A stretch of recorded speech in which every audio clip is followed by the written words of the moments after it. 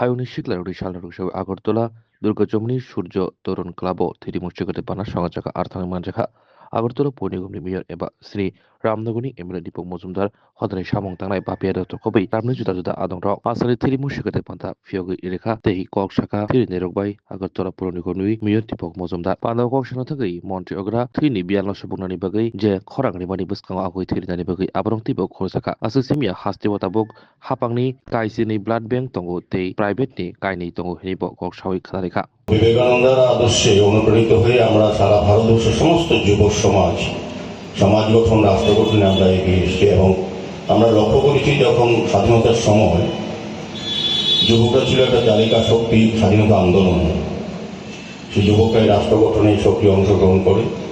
আমি বলবো যে এই ধরনের অনুষ্ঠানের মাধ্যমে সারা দেশে সারা রাজ্যের সঙ্গে শহরে সচেতন ক্লাবও বিশেষ উদ্যোগ গ্রহণ করেছে যুব দিবসকে, জাতীয় যুব দিবসকে সামনে রেখে।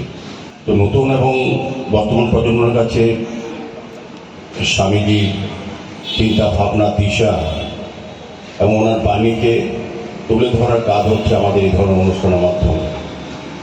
এটা বিবেকানন্দ আজকে থেকে অনেক বছর আগে এটা সারা পৃথিবীর কাছে ভারতবর্ষের কাছে আবেদন এবং উনি যে চিন্তা থেকে দিয়েছিলেন সেই চিন্তার পথে কিন্তু ভারতবর্ষ এখন চলছে এবং আমরা চলার চেষ্টা করছি।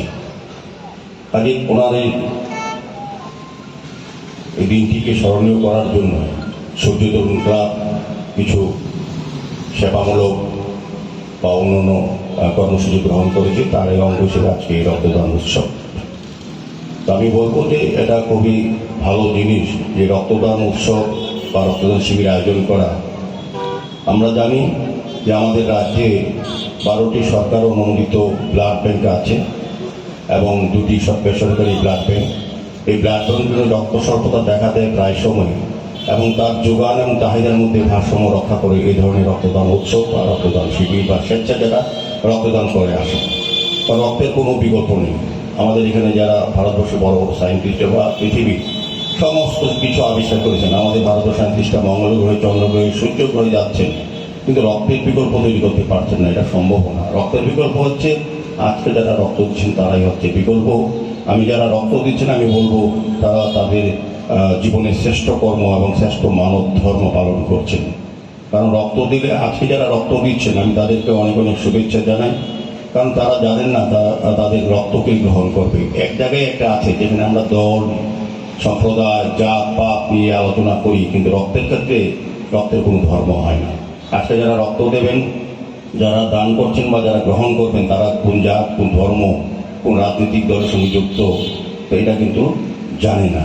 কাজে সেক্ষেত্রেই রক্তকে আমরা বলি মহান দান। যে কোনো দানের সঙ্গে আমরা আগে যখন যদি এখানে বস্ত্রদান হতো, আগে থেকে সিলেক্ট করা থাকতো 500 জনের নাম, কোন 500 জনকে দেব। যদি অর্থদান করা হতো বা যে কোনো দান করা হয় আগে থেকে নির্দিষ্ট করা থাকে কে পাবেন, কে দেবেন। আর এখানে কে দিচ্ছেন, কে নেবেন, এটার কোনো রকম জানা থাকে না। এই কারণে এই দানটাকে আমরা সবসময় মহৎ দান বলি।